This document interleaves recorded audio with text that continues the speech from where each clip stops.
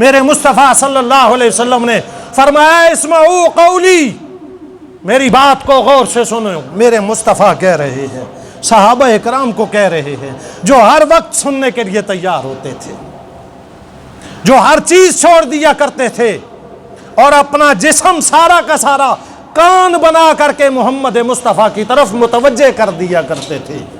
آپ صلی اللہ علیہ وسلم فرما رہے ہیں اسمعوا قولی، میری بات سنو، لعلی لا القاکم بعد العام ھذا، ہو سکتا ہے اس سال کے بعد میری آپ سے ملاقات نہ ہو۔ میرے نبی فرما رہے ہیں میرے صحابہ سنو، ہو سکتا ہے میری ملاقات اس کے بعد آپ کے ساتھ نہ ہو اس جگہ پر، اور پھر ملاقات نہیں ہوئی تھی، آپ اس دنیا سے پردہ کر گئے تھے۔ آپ صلی اللہ علیہ وسلم نے اس خطبے میں ایک بات یہ ارشاد فرمائی کہ اپنے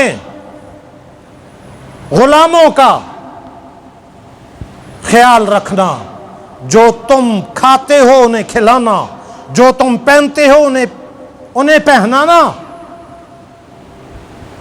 اب تو غلامی کا دور اس طریقے سے نہیں ہے، اس وقت عرب میں تھا، اب ماتحتی کا دور تو ہے نا، یہ ماتحت ہے، یہ اوپر ہے، یہ نیچے ہے، یہ انچارج ہے، یہ نیچے ہے۔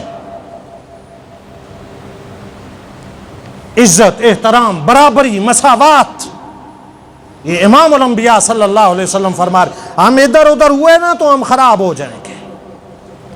آپ صلی اللہ علیہ وسلم نے ارشاد فرمایا استوصوا بالنساء، اپنی عورتوں کے ساتھ اچھا سلوک، اچھا برتاؤ کرنا،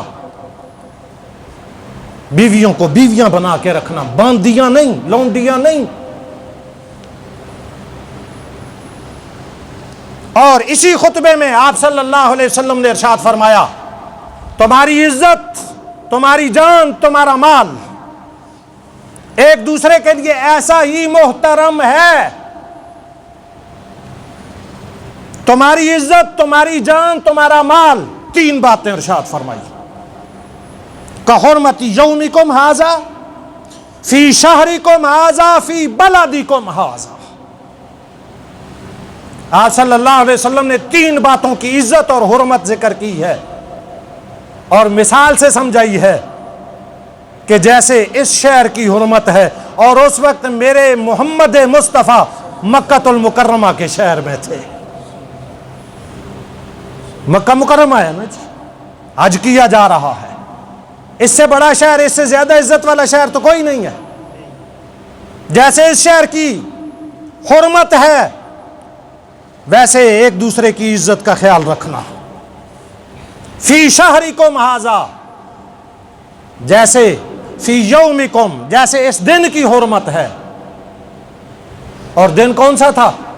عرفہ کا دن تھا، عرفہ کا دن تھا، جس دن کے بارے میں امام الانبیاء صلی اللہ علیہ وسلم نے ارشاد فرمایا کہ اللہ اس دن جتنے لوگوں کی گردنوں کو جہنم سے آزاد کرتے ہیں اتنی بڑی تعداد میں کسی اور دن آزاد نہیں کرتے ہیں۔ عرفہ کا دن، فضیلت والا دن۔ اور مہینہ کون سا؟ ذی الحج کا مہینہ، یہ ان 4 مہینوں میں سے ہے جو عزت والے، احترام والے مہینے ہیں۔ میرے نبی صلی اللہ علیہ وسلم فرما رہے ہیں جیسے اس دن کی عزت ہے، حرمت ہے، قابل احترام ہے، جیسے یہ شہر قابل احترام ہے، جیسے یہ مہینہ قابل احترام ہے، ویسے ہی تمہاری ایک دوسرے کے لیے عزت اسی طرح ہونی چاہیے، مال اسی طرح ہونا چاہیے، جان اسی طرح ہونی چاہیے۔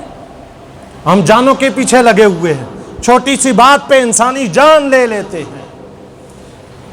ہم عزتوں کے پیچھے لگے ہوئے ہیں، ہم اپنی عزت، اپنی دستار اونچی رکھنے کے لیے کسی دوسرے کی عزت برباد کر دیتے ہیں۔ ہم لوگوں کے مال کے پیچھے لگے ہوئے ہیں،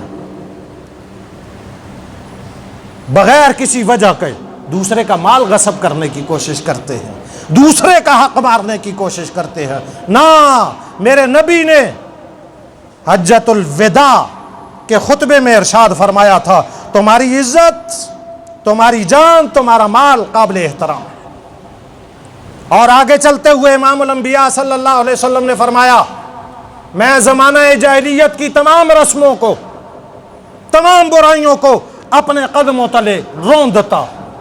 یہ میرے نبی کے الفاظ ہیں، میں اپنے قدموں تلے روندتا ہوں. اور پھر آپ صلی اللہ علیہ وسلم نے کیا کیا؟ فلاں نے قتل کیا تھا، وہ معاف کر دیا، ختم. اور پھر سود چل رہا تھا، آپ صلی اللہ علیہ وسلم نے اس دن کہا کہ آج میں سود کی حرمت کا اعلان کرتا ہوں. سود ہمیشہ ہمیشہ کے لیے حرام، ہمیشہ ہمیشہ کے لیے سود حرام ہو گیا. اور جملہ میں ضمناً عرض کر دوں، صرف سود حرام نہیں ہو گیا، ہر ایسا مال جو ناجائز طریقے سے آئے وہ سارا حرام کر دیا گیا. وہ سود ہو، وہ رشوت ہو، وہ کسی کا حق غصب کیا جا رہا ہو، بھائی کی زمین مار کر کے، بیٹی کا وراثت میں حصہ مار کر کے، بہن کا حصہ مار کر کے، ساری چیزیں حرام ہو گئیں. آپ صلی اللہ علیہ وسلم نے یہ خطبہ ارشاد فرمایا، اس میں اور بہت ساری باتیں آپ صلی اللہ علیہ وسلم نے ارشاد فرمائیں، اور آخر میں فرمایا حل بلغت، میرے صحابہ کیا میں نے اللہ کا دین آپ تک پہنچا دیا ہے؟ اے میرے صحابہ، اللہ نے جو میری ذمہ داری لگائی تھی کیا میں نے پہنچا دی ہے؟ تو صحابہ اکرام نے بیک الفاظ کہا تھا، آپ نے پہنچا دیا ہے، پہنچانے کا حق ادا کر دیا ہے. اور پھر آپ صلی اللہ علیہ وسلم نے شہادت والی انگلی آسمان کی طرف کر کے ارشاد فرمایا، اللہم شہد، اللہم شہد، اللہم شہد، اے اللہ گواہ رہنا، محمد مصطفیٰ نے تیرا دین تیرے بندوں تک پہنچا دیا ہے. اور پھر آپ صلی اللہ علیہ وسلم نے آخری جملے ارشاد فرمائے کہ تم میں سے جو حاضر ہیں وہ غائبین تک پہنچائیں، جو یہاں بیٹھے ہوئے ہیں وہ غائبین تک پہنچائیں. یہ جملہ فرما کر کے آپ صلی اللہ علیہ وسلم نے قیامت تک آنے والے ہر انسان کی ذمہ داری لگا دی ہے. ہماری صرف ذمہ داری یہ نہیں ہے اولاد کے بارے میں کہ تو سکول گیا ہے یا نہیں گیا ہے، تو کام پہ گیا ہے یا نہیں ہے، تو نے ڈیوٹی پوری کی ہے یا نہیں کی ہے. ہم میں سے ہر آدمی کی ذمہ داری ہے کہ ہم اللہ اور اس کے رسول کی طرف انسانوں کو بلائیں. ہر بندے کی ذمہ داری ہے. صرف جو ذمہ داریاں ہمیں دی گئی ہیں یہی نہیں ہیں، اللہ رسول نے بھی ہماری کچھ ذمہ داریاں لگا دی ہیں کہ اپنے آس پاس والوں کو سچ کا کہا کریں، جھوٹ نہ بولیں. اپنے آس پاس والوں کو نماز کا کہا کریں، اپنے آس پاس والوں کو روزے کا کہا کریں، اچھے اخلاق کا کہا کریں، اچھی گفتار اچھے کلام کا کہا کریں. ہر انسان کی ذمہ داری لگا دی گئی ہے. فَلْيُبَلِّغِ الشَّاهِدَ مِنْكُمُ الْغَائِبَ، جو حاضر ہیں وہ غائبین تک پہنچائیں.